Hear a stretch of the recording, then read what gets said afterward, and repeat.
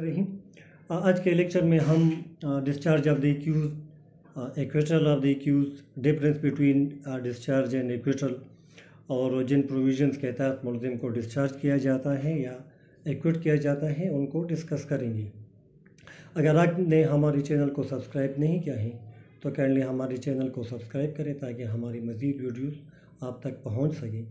और अगर वीडियो पसंद आए तो अपने कमेंट्स का इजहार करें और वीडियो को फर्दर शेयर करें। अब अपने टॉपिक की तरफ आते हैं। Discharge order. डिस्चार्ज ऑर्डर क्या होता है? In order of discharge simply implies that there is no prima facie case evidence against the accused to justify further inquiry in relation to his guilt. मतलब ये है कि अगर सफ़ाई मिसल पर या जो इन्वेस्टिगेशन की गई है उनमें मुलजिम के खिलाफ ऐसे कोई सफिशेंट मटीरियल मौजूद ना हो तो मजिस्ट्रेट के साथ मजिस्ट्रेट को यह इख्तियार हासिल है कि वो मुलजिम को डिस्चार्ज करे। पर्सनल बॉन्ड पर भी डिस्चार्ज कर सकता है और शॉर्ट इस बार पर, ताकि अगर दोबारा कल उनको कोर्ट बुलाई तो उसको वो हासिल हो सके। और जो डिस्चार्ज ऑर्डर होता है, सच order does not establish anything about the guilt of the accused. ये एक सिंपल ऑर्डर होता है कि मुलजिम के खिलाफ सफिशेंट मटीरियल अवेलेबल नहीं है। अब acquittal is a judicial order announced after full inquiry establishing that the accused is innocent, the innocence of the accused। इसमें जो एक्विटल होता है इसमें after proper appreciation of evidence उसको प्रॉपरली अप्रिशिएट किया जाता है, उनको देखा जाता है। उसके बाद मुलजिम की जो इनोसेंस है कि वो उसको इनोसेंट डिक्लेयर किया जाता है और वो एक्विट किया जाता है। अब वो जो डिफरेंस है बिटवीन एक्विटल एंड डिस्चार्ज वो ये है कि ऑर्डर ऑफ डिस्चार्ज जो होता है ये it is an administrative order, while order of acquittal it is a judicial order.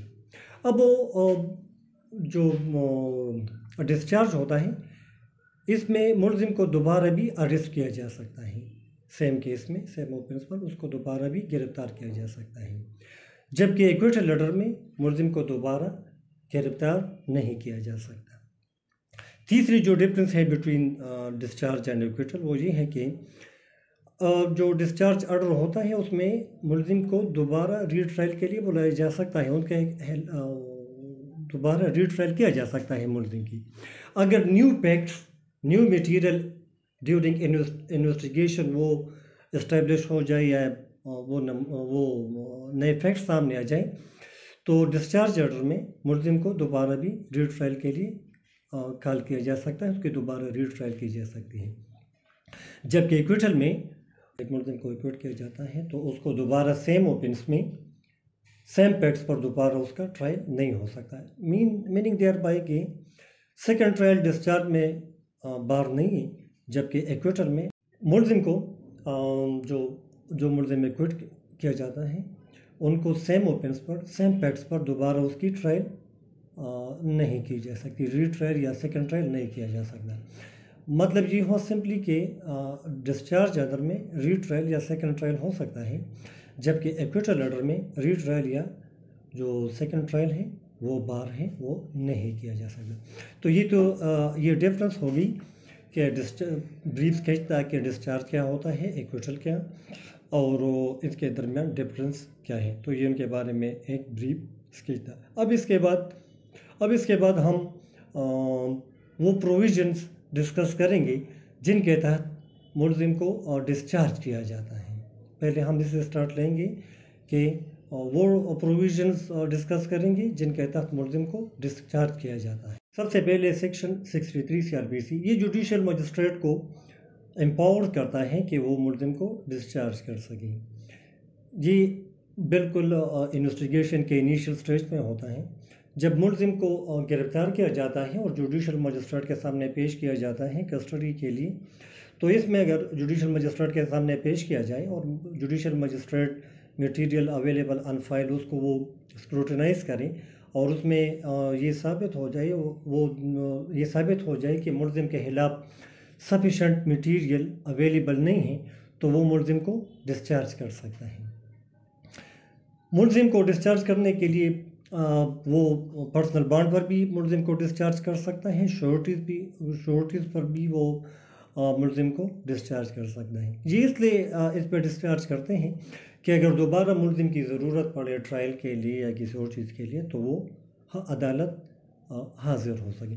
अब जो ये डिस्चार्ज ऑर्डर हैं तो मजिस्ट्रेट किसी भी केस में मुलजिम को डिस्चार्ज कर सकता है, हुआ that offence is triable by judicial magistrate, whether it is triable by the session court और whether it is triable by special court. किसी भी केस में जुडिशियल मजिस्ट्रेट के पास ये इख्तियार हासिल है कि वो मुलजिम को डिस्चार्ज कर सके, ट्राइबल बाय सेशन कोर्ट हो या ट्राइबल बाय स्पेशल कोर्ट हो, उन केसेस में भी मुलजिम को डिस्चार्ज किया जा सकता है। अब अगर मुलजिम को डिस्चार्ज किया जाए तो क्या होगा? मुलजिम को अगर डिस्चार्ज भी किया जाए तब भी इन्वेस्टिगेशन ऑफिसर तफ्तीश को जारी रख सकता है। ये नहीं कि मुलजिम को डिस्चार्ज किया गया और इन्वेस्टिगेशन ऑफिसर ने फाइल को बंद कर दिया, नहीं। जुडिशियल ऑर्डर के बावजूद इन्वेस्टिगेशन ऑफिसर केस को इन्वेस्टिगेट कर सकता है, वो न्यू फैक्ट्स और इस पर वो काम कर सकता है, तफ्तीश कर सकता है। तो डिस्चार्ज ऑर्डर का हर किसी ये मानी नहीं होगा कि मुलजिम एक्विट हुआ या उसके खिलाफ केस ख़त्म हुआ, वो सिंपली डिस्चार्ज होता है क्योंकि उसके खिलाफ मजिस्ट्रेट के राय के मुताबिक उसके खिलाफ सफिशिएंट मटीरियल नहीं है, तो तफ्तीशी ऑफिसर मज़ीद तफ्तीश जारी रख सकता है despite the fact that the accuse has been discharge, लेकिन वो फिर भी अपनी इन्वेस्टिगेशन को जारी रख सकता है। अब इनकी जो वजाहत की गई है वो PLD 2001 लाहौर सफ़ा 271, मैं दोबारा रिपीट करता हूँ, PLD 2001 लाहौर पेज 271, और सेकंड जो जजमेंट है वो 2004 MLD पेज 2012। इसमें भी डिस्चार्ज की स्टेटस के बारे में वजाहत की गई है। वो कुछ इस तरह है कि order of discharge restricted only to the question of his release from custody and nothing more, such order does not amount to cancellation of case. इसमें वजाहत की गई है कि इन जजमेंट्स में कि ये सिंपली डिस्चार्ज है, इसमें कोई जो FIR है वो कैंसलेशन नहीं है या एक्विटल नहीं है, तो इसमें सिंपली डिस्चार्ज है और इन्वेस्टिगेशन ऑफिसर के तफ्तीश को जारी रख सकता है। ऑर्डर ऑफ डिस्चार्ज जो है ये एक एडमिनिस्ट्रेटिव ऑर्डर होता है, इसके खिलाफ आप सेशन कोर्ट में डिवीज़न दायर नहीं कर सकते ऐसे, क्योंकि जुडिशियल मजिस्ट्रेट ये ऑर्डर डिस्चार्ज ऑर्डर जो है वो एडमिनिस्ट्रेटिव कैपेसिटी में अनाउंस करता है, तो इसके खिलाफ आप रिवीजन नहीं कर सकते। जुडिशियल मजिस्ट्रेट का दफ़ा 63 के तहत मुलजिम को डिस्चार्ज करने जो इनिशियल स्टेज में डिस्चार्ज करता है, हायर कोर्ट ने इनको इस प्रोसीजर को, इस तरीक़ेकार को अप्रिशिएट नहीं किया है। इसकी बाबत में एक लाहौर हाई कोर्ट की एक रेट पिटीशन मैं वो इसमें डिस्कस करना चाहता हूँ, इसमें कोट करना चाहता हूँ। लाहौर हाई कोर्ट ने रेट पिटीशन नंबर 28/536 2020 में कुछ ऐसा फैसला दिया है। इसी में हुआ कुछ इस तरह था कि एक केस में मुलज़िम को जैसे गिरफ्तार किया गया और उसको जुडिशियल मजिस्ट्रेट के सामने पेश किया गया, तो इसमें जुडिशियल मजिस्ट्रेट ने दफ़ा 63 के तहत SRPC के तहत मुलज़िम को डिस्चार्ज किया था। तो उसको जब रेट पिटीशन में चैलेंज किया गया, इस ऑर्डर को चैलेंज किया गया, तो उस पर जो ऑब्जर्वेशन आई वो कुछ इस तरह थी, a magistrate may discharge the accuse person during investigation but same would be done on the report of the police and not in the manner as has been done by the learned magistrate.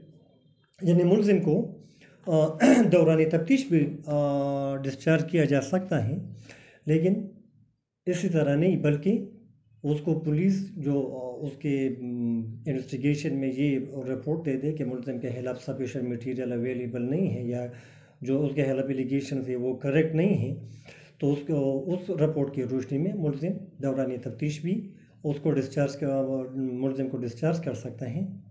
तो इस पर एक ये judgement 2019 PCRLJ page 154 Peshawar, इसमें भी कुछ इसी तरह कहा गया है कि after registration of the FIR the IO has the authority to determine the truthfulness or falsehood of the allegations leveled against the accused, but the same is subject to affirmation of the court. If the IO comes to the conclusion that the allegations contained in the FIR are incorrect, he may under section 63 CRPC refer the matter to the magistrate for the discharge of the accused.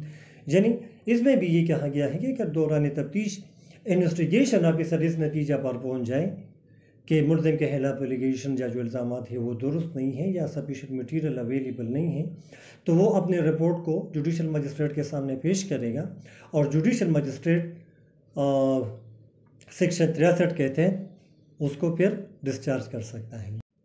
एक और judgement है Peshawar high court की, उसमें भी judicial magistrate के initial में मुलजिम को डिस्चार्ज करने को अप्रिशिएट नहीं किया गया, उसमें रीज़न भी दिए गए हैं।